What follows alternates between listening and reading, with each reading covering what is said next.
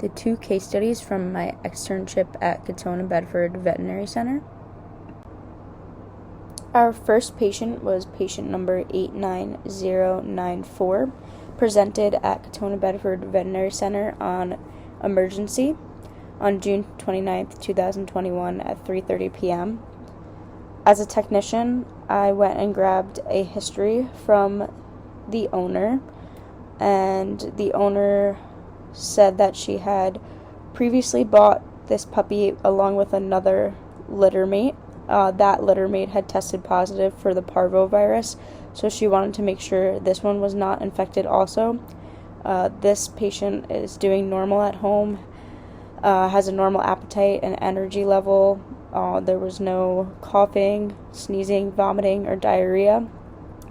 After I got the history from the owner, I went into the treatment area and grabbed vitals. The vitals turned out to be normal. I got a temperature at 101.5, heart rate 160, respiratory rate 24.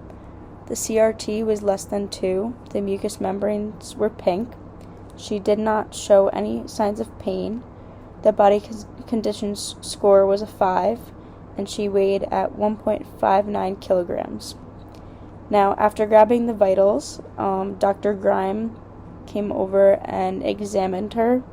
During this exam, she did not find anything abnormal, and I was told to tell the owner that that we were going to test her for parvovirus due to the other litter mate. Eventually, I did the snap test for this parvovirus, and it came back negative.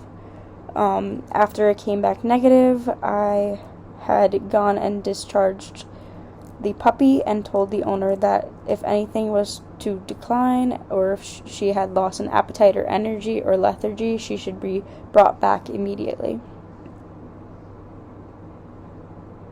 Patient 89094 was brought back to the ER 4 days later on July 2nd, 2021 at 10 a.m. As a technician, I again grabbed a history from the client, as this patient is here for an evaluation of lethargy, inaptness, and diarrhea. After discussing with the client what the issues were, we brought back this patient to the treatment area where I again grabbed vitals. This time the temperature seemed to be a little bit higher at 102.7, as last time it was at 101.5. The heart rate was the same, 160 beats per minute, and the respiratory rate was 28. CRT was less than 2. The mucous membrane they were pink. At this time, they were not showing any pain. The body condition score was still a 5, and they were weighing at 1.56 kilograms. After grabbing the vitals, Dr. Grime then examined her again and noticed she has gone from bright alert responsive to quiet alert responsive. Another difference from the exam from 4 days ago, she had an increased bronchiovascular sounds, myelody, in all 4 quadrants. There was no obvious crackles/wheezes.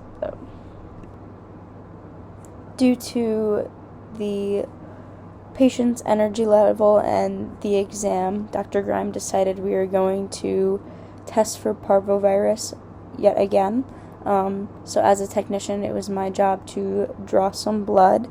I always draw extra blood just in case we need to sample any others, any testing. So at this time, we were going to be using a 40x sample, and that is the snap test. So what you would do is, you don't need that much blood. You would get a few drops of blood and then put it in a clear tube along with this concentration of blue solution, and then mix them together. And then once you put it into the snap test, you're going to wait for the blood to go through the little snap thing, and then you will snap it once you see it go through, and then set a timer for 10 minutes, and after 10 minutes you will see if it is a positive result, and you can tell that by the 2 dots on the right side as shown in this picture. So the results came out to be positive. We also tested for a chem and a CBC. And then we went ahead and did radiographs. As a technician, it was my job to position the dog enough so we could see the whole entire chest to see if there was any evidence of pneumonia where there was not shown. We just saw a mild amount of gas, and we are sending out the radiographs to the specialists in case they see anything. After we did the x-rays and the blood work, we decided we were going to keep this patient in the hospital. So, of course, while all of this is going on, we are discussing with the client, asking if it is okay if we draw blood, asking if it's okay if we do the test, as she is paying for it and as her patient. We always want to make sure we get permission. And then we started the treatments with her permission, of course. And we started with LRS 120 milliliters per kg per day, Serenia 1 milligram per kilogram IV every 12 hours, pantoprazole 1 milligram per kilogram IV every 12 hours, Unison 30 milligrams per kilogram IV every 8 hours, metronidazole 10 milligrams per kilogram IV every 12 hours, and ondansetron 0.5 milligrams per kilogram IV every 8 hours. So, of course, once we got the patient's permission, we went ahead and started these treatments. As I stated in the last slide, it is very important that we get permission from the owners to have their pet hospitalized. You must communicate to the clients that this patient must be hospitalized or else they are going to decline. This patient is going to be monitored in isolation as the parvovirus is extremely contagious and a fatal disease.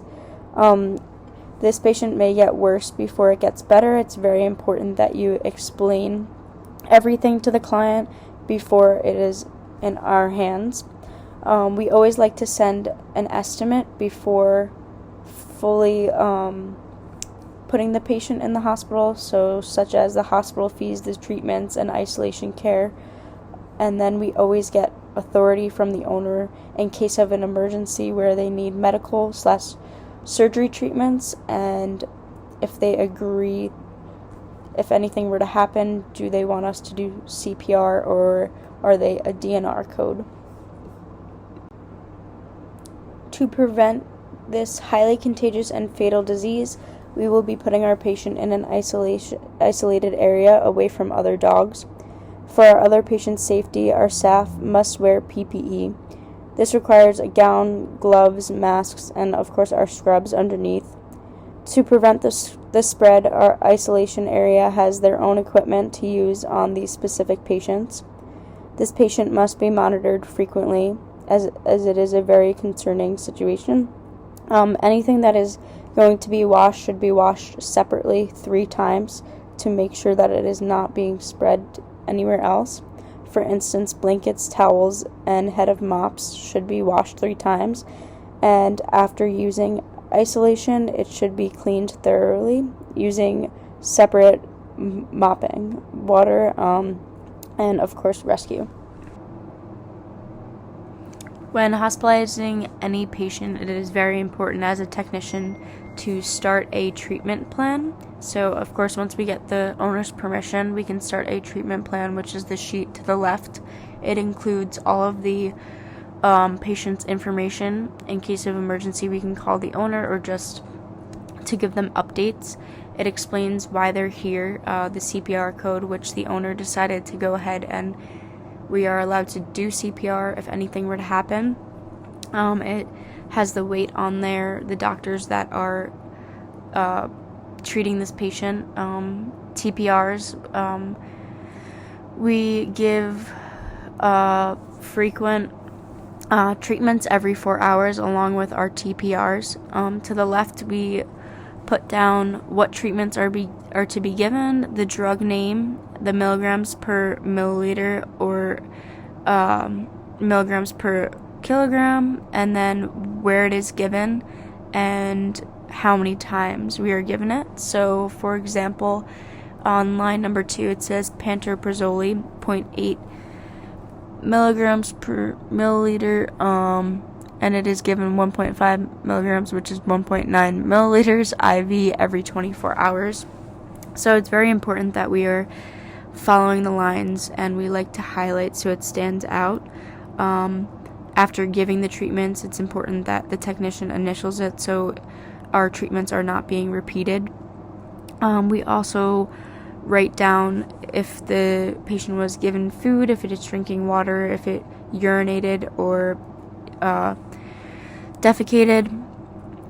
We also, very, very important that we start off with placing a catheter in. I personally have not placed a catheter, but I have observed a catheter. As soon as they are admitted into the hospital, that's the first thing that should be done, as we don't want to keep poking the patient. You don't want to have a catheter in for more than 3 days, as it could swell up the patient's leg or just get infected, and it is not good. And to the right, we have our CR record. So unfortunately, on July 6th, our patient 89094 was arrested, and we began to do CPR, but it did not save her. She declined very badly, and just when giving CPR, we usually have an assistant write down the time of the arrest, the time the CPR ended, if it was intubated with the size tube, the IV catheter, the location, the fluid types, the total volume, and the rate. And then we have the drug / if the fluid of bolus, the dosage, the route, and the time given along with our initials. So we have EPI 0.03, and the time, and then atropine 0.3, and then EPI again 0.14, and atropine 0.1. So may patient 89094 rest in peace, as our staff did take very good care of her and did as much as they could do for her. Our next case study is on an oncology patient with our Dr. Bergman, patient 84763. So, for our history, on August 10th, the owner of patient 84763 had a consultation with Dr. Bergman due to the diagnosis of a histiocytic sarcoma from a splenectomy at ASC in Yonkers. The patient also had hyperrexia, and CKD was found with mild increased phosphorus in the CBC, but no USG, so we were unable to tell if it is fully renal or pre-renal component. The patient is on Entice 0.5 milliliters by mouth daily and Serenia 24 milligrams by mouth daily. Metronidazole 125 milligrams up to 2 times a day as needed. And the owner also stated no previous diagnosis of cancer. So this is the beginning of where the cancer was diagnosed. So as a technician, the technician at the time got a history of where the patient was diagnosed with this cancer and what type of medications they're on. On this day of the consultation, Dr. Bergman did an oncology examination. Everything seemed to be as normal. Of course, not the cancer, but that was also noted. As a technician, it was my job to get vitals, so the temperature was 99.6, which is considered normal, along with the heart rate being normal at 128, the respiratory rate 28, and the CRT was less than 2. The mucous membrane colors were pink. The pain is 0 to 4, body condition Score was a 4 out of 9.